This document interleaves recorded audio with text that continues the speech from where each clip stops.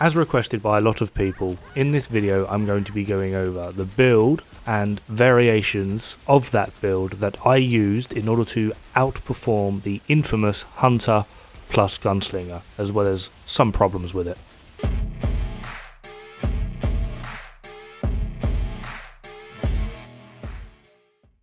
If you haven't already, I would highly recommend watching the video in the top left here, Can We Outperform Hunter and Gunslinger?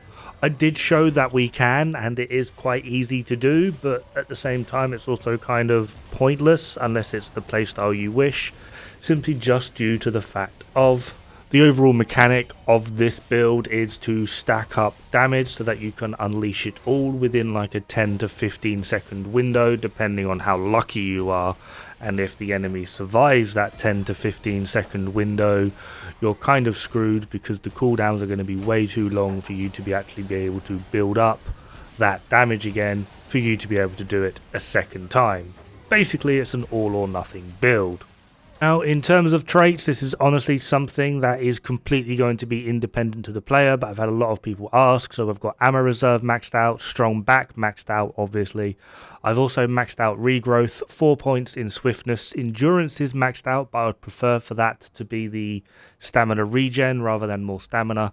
Spirit as well as Expertise maxed out. I also run Siphoner for the healing on hit. Handling has to be maxed out, and Footwork is at +4. The only one here that I would say is mandatory would be handling. I don't like putting points in vigor simply just because I like the glass cannon playstyle. In terms of archetype, I prefer Gunslinger, however you might wish to go Hunter. These will be better off in your primaries, Challenger being the secondary archetype. Just make sure that you have Rampage, as that is what is allowing us to deal more damage than Hunter Gunslinger.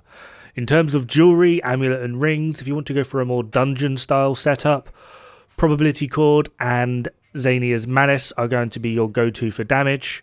Gunslinger Charm as well as the Outcast Ring are going to be your go-to for utility. I quite like Vestige of Power. You might prefer Stone of Balance, etc, etc. And when it comes to the weapon, obviously this is a Spore Bloom build. It's the only weapon that's capable of doing this.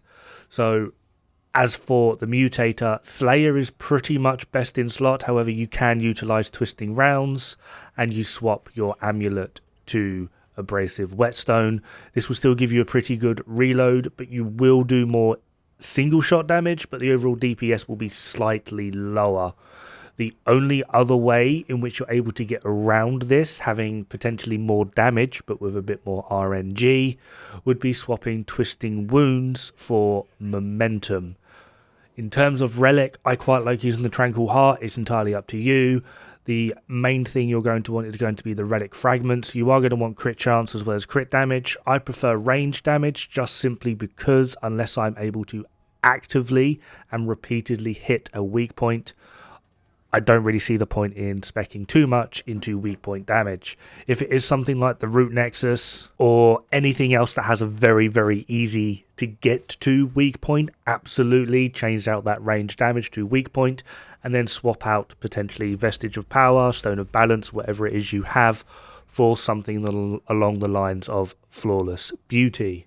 Now, if you are going to be using Momentum, Hunter with Hunter's Focus is going to be the better option simply because it is going to increase your crit chance due to the reload mechanic of Spore Bloom.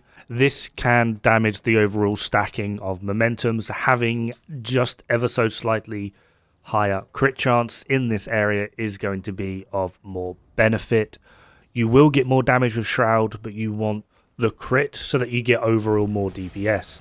Now this is a fight against Abomination. I've zoomed it in slightly, but just enough so that you can still see his health bar, but you also hopefully can see the damage numbers a bit more clearly. This fight is actually just within the full duration of Berserk.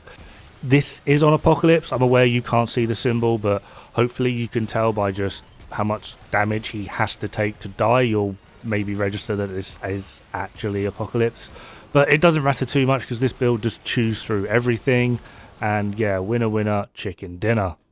Now this is probably the most powerful variation of this build, and it's what I just used to fight Abomination. The overall setup is near enough identical. We are lacking a little bit in the utility and we're just going for straight up front damage. And a lot of your buffs are relying on you literally just not taking damage. Obviously, Gunslinger as well as Challenger, Nectus of Supremacy, Probability Chord, Zania's Malice, Ring of Flawed Beauty, Vestige of Power, and Spore Bloom with Momentum. In terms of utility, keeping that reload as well as the fire rate up, we're literally relying on using the correct rotation of Bulletstorm as well as Rampage. Bulletstorm first while you're building the Rampage stacks, and then the moment you go Berserk, that will then take over in terms of utility. And that just about does it. Have fun, good luck, don't die. It's bad for the health.